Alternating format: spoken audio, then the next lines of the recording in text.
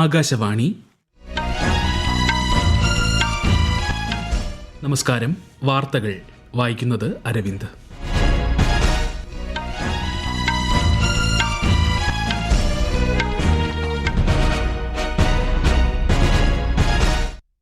പ്രധാന വാർത്തകൾ. വിവിധ രാജ്യങ്ങളുമായുള്ള സ്വതന്ത്ര വ്യാപാര കരാറുകൾ ഇന്ത്യയ്ക്ക് മുന്നിൽ അവസരങ്ങളുടെ വിശാല ജാലകം തുറന്നിടുന്നതായി പ്രധാനമന്ത്രി നരേന്ദ്രമോദി. പശ്ചിമേഷ്യയിൽ സംഘർഷം അതിരൂക്ഷമായി തുടരുന്നു. ദുബായിൽ നിന്നും അബുദാബിയിൽ നിന്നും ഇന്ത്യയിലേക്കുള്ള വിമാന സർവീസുകൾ പുനരാരംഭിച്ചു. ആറ്റുകാലമ്മയ്ക്ക് പൊങ്കാലയർപ്പിച്ച ഭക്തലക്ഷങ്ങൾ. പ്രാർത്ഥനാ സാന്ദ്രമായി തിരുവനന്തപുരം നഗരം. ജ്യോതിശാസ്ത്ര പ്രതിഭാസങ്ങളിൽ അപൂർവ കാഴ്ചയായി ഇന്ന് പൂർണ്ണ ചന്ദ്രഗ്രഹണം. ലോക വന്യജീവി ദിനത്തിൽ ആശംസകൾ നേർന്ന പ്രധാനമന്ത്രി ഉൾപ്പെടെയുള്ള പ്രമുഖർ. ICC 2020 ലോകകപ്പ് സെമിഫൈനൽ മത്സരങ്ങൾക്ക് നാളെ തുടക്കം. വാർത്തകൾ വിശദമായി. ശക്തമായ സമ്പദ്വ്യവസ്ഥയിലൂടെ ലോകത്തിന് ഇന്ത്യ പ്രതീക്ഷ പകരുന്നതായി പ്രധാനമന്ത്രി നരേന്ദ്രമോദി. സമ്പദ്വ്യവസ്ഥയുടെ വളർച്ച സുസ്ഥിരവും ശക്തവുമാക്കുക എന്ന പ്രമേയത്തിലൂന്നി സംഘടിപ്പിച്ച ബജറ്റാനന്തര വെബിനാറിനെ അഭിസംബോധന ചെയ്യുകയായിരുന്നു അദ്ദേഹം. നിരവധി രാജ്യങ്ങളുമായി ഇന്ത്യ ഒപ്പുവച്ച സ്വതന്ത്ര വ്യാപാര കരാറുകൾ അവസരങ്ങളുടെ വലിയ ജാലകം തുറന്നിടുന്നതായി ശ്രീ മോദി വ്യക്തമാക്കി.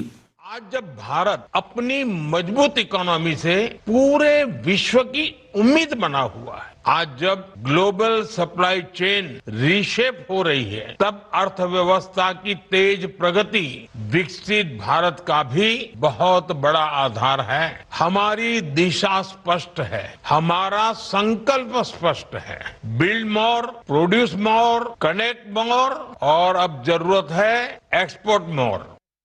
കൂടുതൽ ഉൽപ്പാദിപ്പിക്കുക, കൂടുതൽ ബന്ധിപ്പിക്കുക, കൂടുതൽ കയറ്റുമതി ചെയ്യുക എന്നതാണ് സർക്കാർ വിഭാവനം ചെയ്യുന്നത്. ഗവേഷണത്തിൽ നിക്ഷേപം വർദ്ധിപ്പിക്കാനും ഗുണനിലവാരത്തിൽ ശ്രദ്ധ കേന്ദ്രീകരിക്കാനും പ്രധാനമന്ത്രി വ്യവസായങ്ങളോട് ആഹ്വാനം ചെയ്തു. പശ്ചിമേഷ്യയിൽ സംഘർഷം അതിരൂക്ഷമായി തുടരുന്നു. ഇസ്രായേൽ US സേനകൾ ഇറാനിൽ വീണ്ടും മിസൈൽ, ഡ്രോൺ ആക്രമണങ്ങൾ നടത്തി. UAE, കുവൈറ്റ്, ബഹ്റൈൻ തുടങ്ങിയ ഗൾഫ് രാജ്യങ്ങളിലെ US കേന്ദ്രങ്ങൾ ലക്ഷ്യമാക്കി ഇറാനും ആക്രമണം തുടരുകയാണ്. ഇറാന്റെ മിസൈൽ, നാവിക സന്നാഹങ്ങൾ തകർക്കുകയും ആണവായുധം സ്വന്തമാക്കാൻ ഇറാനെ അനുവദിക്കാതിരിക്കുകയുമാണ് അമേരിക്കയുടെ ലക്ഷ്യമെന്ന് US പ്രസിഡന്റ് ഡൊണാൾഡ് ട്രംപ് പറഞ്ഞു. അമേരിക്കൻ സൈന്യത്തെ വേണ്ടിവന്നാൽ ഇറാനിലേക്ക് അയക്കുന്ന കാര്യം തള്ളിക്കളയാനാകില്ലെന്നും ട്രംപ് വ്യക്തമാക്കി.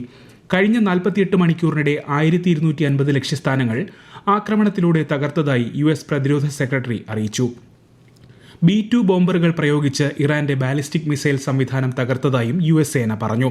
എന്നാൽ ഇസ്രായേൽ US ആക്രമണങ്ങളിൽ ഉന്നത നേതാക്കൾ കൊല്ലപ്പെട്ടത് ഇറാനെ ബാധിച്ചിട്ടില്ലെന്നും ശക്തമായ തിരിച്ചടി നൽകുമെന്നും ഇസ്ലാമിക് റവല്യൂഷണറി ഗാർഡ് കോർ വ്യക്തമാക്കി. അതിനിടെ സൗദി തലസ്ഥാനമായ റിയാദിലെ അമേരിക്കൻ എംബസിക്ക് നേരെ ഡ്രോൺ ആക്രമണമുണ്ടായി. ഇറാൻ ഇന്നലെ തൊടുത്തുവിട്ട 9 ബാലിസ്റ്റിക് മിസൈലുകളും 6 ക്രൂയിസ് മിസൈലുകളും 148 ഡ്രോണുകളും തടയാൻ സാധിച്ചതായി UAE അറിയിച്ചു. ദുബായിൽ നിന്നും അബുദാബിയിൽ നിന്നും ഇന്ത്യയിലേക്കുള്ള വിമാന സർവീസുകൾ പുനരാരംഭിച്ചു.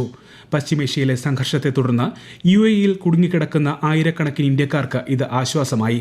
ഡൽഹി, മുംബൈ, ബംഗളൂരു എന്നിവിടങ്ങളിലേക്കുള്ള വിമാന സർവീസുകളാണ് ആരംഭിച്ചത്. Dubai international, Al Maktoum international എന്നീ വിമാനത്താവളങ്ങളിൽ നിന്ന് പരിമിതമായ തോതിൽ സർവീസുകൾ നടത്താനും അനുമതി നൽകിയിട്ടുണ്ട്. ജിദ്ദയിൽ കുടുങ്ങിയ യാത്രക്കാരെ തിരിച്ചെത്തിക്കുന്നതിനായി ഇൻഡിഗോ ഇന്ന് 10 പ്രത്യേക സർവീസുകൾ നടത്തും. വ്യോമപാതയിലെ സുരക്ഷയും മറ്റ് അനുമതികളും പരിഗണിച്ചായിരിക്കും ഈ സർവീസുകൾ. പശ്ചിമേഷ്യൻ മേഖലയിൽ സംഘർഷ സാഹചര്യം നിലനിൽക്കുന്നതിനാൽ വിമാനങ്ങളുടെ സമയക്രമത്തിൽ മാറ്റം വരാൻ സാധ്യതയുണ്ടെന്നും യാത്രക്കാർ അതത് എയർലൈനുകളുമായി ബന്ധപ്പെടണമെന്നും അധികൃതർ നിർദ്ദേശിച്ചു.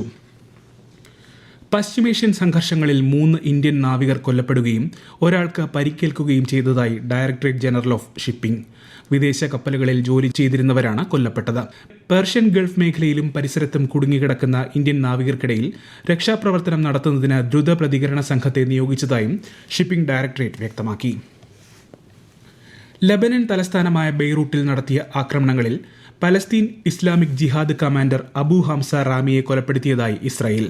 ഹിസ്ബുള്ള ഇന്റലിജൻസ് തലവനായ ഹുസൈൻ മക്ലഡിനെ വധിച്ചതായും ഇസ്രായേൽ അറിയിച്ചു.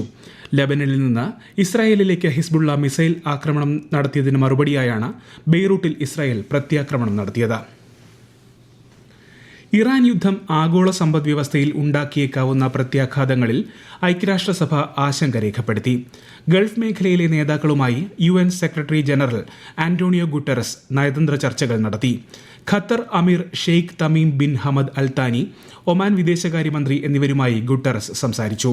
കൂടാതെ 6 അംഗ ഗൾഫ് സഹകരണ കൌൺസിലിലെ അംബാസഡർമാരുമായും അദ്ദേഹം ചർച്ച നടത്തി. മധ്യസ്ഥ ശ്രമങ്ങൾക്ക് ഒമാൻ നൽകുന്ന പിന്തുണയ്ക്ക് ഗുട്ടറസ് നന്ദി അറിയിച്ചു.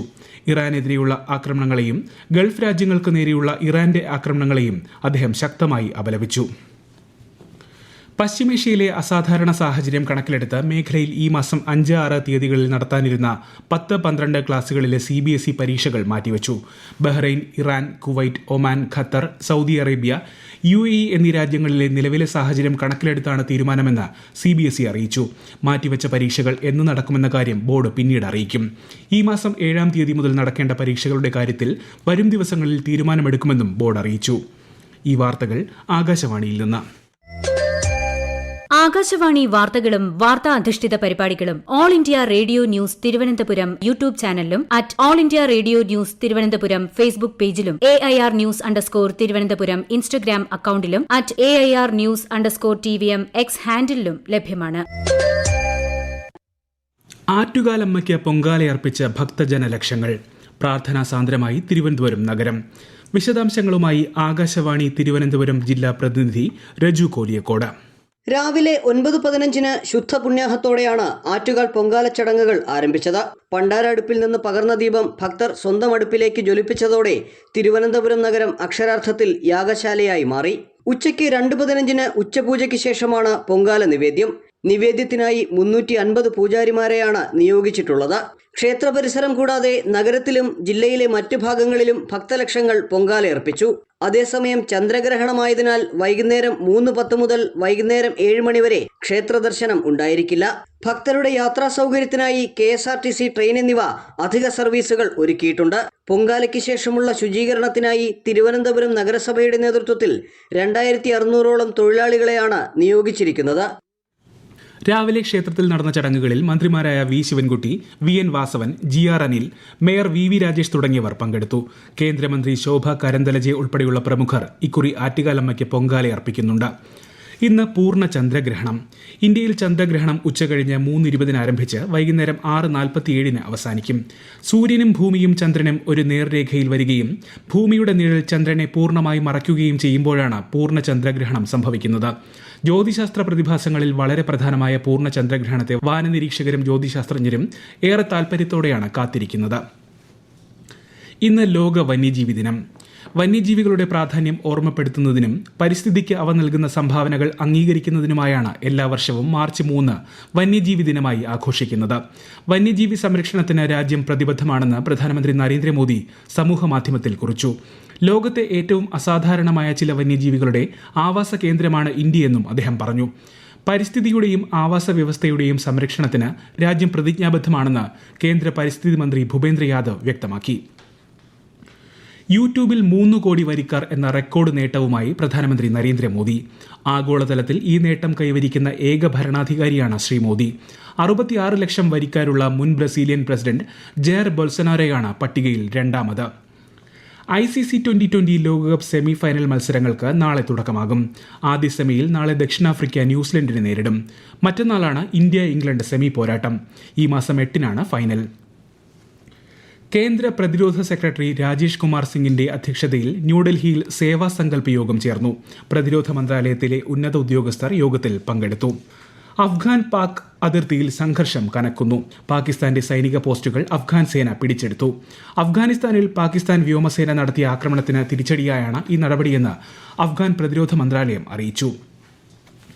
യൂറോപ്പിന്റെ സുരക്ഷ മുൻനിർത്തി ഫ്രാൻസിന്റെ ആണവായുധ ശേഖരം വർദ്ധിപ്പിക്കുമെന്ന് പ്രസിഡന്റ് ഇമ്മാനുവൽ മാക്രോ. ആണവായുധം വഹിക്കാൻ ശേഷിയുള്ള ഫ്രഞ്ച് യുദ്ധവിമാനങ്ങൾ ചരിത്രത്തിലാദ്യമായി സഖ്യരാജ്യങ്ങളിൽ താൽക്കാലികമായി വിന്യസിക്കാൻ അനുമതി നൽകുമെന്നും അദ്ദേഹം വ്യക്തമാക്കി. പ്രധാന വാർത്തകൾ വീണ്ടും. വിവിധ രാജ്യങ്ങളുമായുള്ള സ്വതന്ത്ര വ്യാപാര കരാറുകൾ ഇന്ത്യയ്ക്ക് മുന്നിൽ അവസരങ്ങളുടെ വിശാല ജാലകം തുറന്നിടുന്നതായി പ്രധാനമന്ത്രി നരേന്ദ്രമോദി. പശ്ചിമേഷ്യയിൽ സംഘർഷം അതിരൂക്ഷമായി തുടരുന്നു. ദുബായിൽ നിന്നും അബുദാബിയിൽ നിന്നും ഇന്ത്യയിലേക്കുള്ള വിമാന സർവീസുകൾ പുനരാരംഭിച്ചു. ആറ്റുകാലമ്മയ്ക്ക് പൊങ്കാലയർപ്പിച്ച ഭക്തലക്ഷങ്ങൾ. പ്രാർത്ഥനാ സാന്ദ്രമായി തിരുവനന്തപുരം നഗരം. ജ്യോതിശാസ്ത്ര പ്രതിഭാസങ്ങളിൽ അപൂർവ കാഴ്ചയായി ഇന്ന് പൂർണ്ണ ചന്ദ്രഗ്രഹണം. ലോക വന്യജീവി ദിനത്തിൽ ആശംസകൾ നേർന്ന പ്രധാനമന്ത്രി ഉൾപ്പെടെയുള്ള പ്രമുഖർ. ICC 2020 ലോകകപ്പ് സെമിഫൈനൽ മത്സരങ്ങൾക്ക് നാളെ തുടക്കം. വാർത്തകൾ കഴിഞ്ഞു. അടുത്ത വാർത്താ പ്രക്ഷേപണം വൈകിട്ട് 3 മണിക്ക്.